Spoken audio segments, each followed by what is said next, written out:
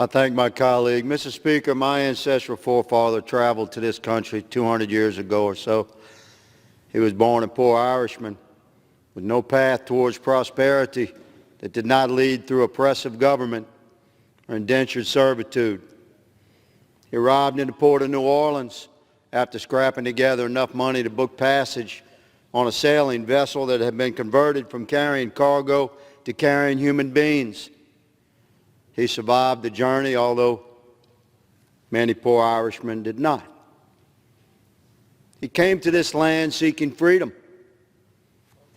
He found it and prospered, and through the generations, the Higgins family established itself as a solid working-class American family. Construction workers and firemen, police officers, soldiers, and sailors. After my father passed, my mother and her sister, my Aunt Gloria, took it upon themselves to research the family tree, and they discovered some of the truths that I'm sharing with you tonight. This was way before internet and computers and iPhones. They worked in the actual archives. And one of the things they discovered was a letter written by my ancestral forefather describing the conditions on the vessel he traveled to America upon. His sleeping berth measured 2 by 2 by 5. 2 by 2 by 5. I think about that as I serve within this body.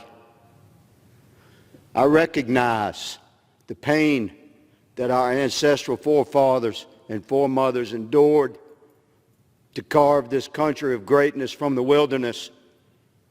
There's never been a moment when American patriots claimed that our nation was perfect. We've always known that we are imperfect men driven by perfect intent to create a nation wherein a man could breathe free. And indeed we have. The sovereignty of America requires action from this body and from this executive, our current executive, to maintain the security and sovereignty of our nation at the southern border. The very promise of America is threatened by the policies and weakness of action and refusal to act in response to 1.1 million criminal crossings year to date.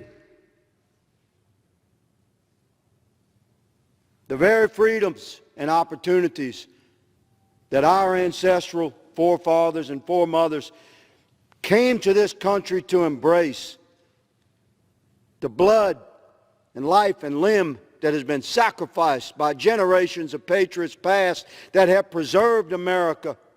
America itself is imperiled from within. It is the duty and the sworn oath of members of this body to ring our voices loud and clear across the land that we will not allow America to fall into decline. We will not become judicious managers of our nation's fall. We will stand and we will fight and we will make noise and we will be heard. I thank my colleague for allowing us to gather this evening and speak on behalf of the citizens that we serve, the nation that we love, and the future that we will not allow to demise. Thank you, Mr. Speaker, and I thank my colleague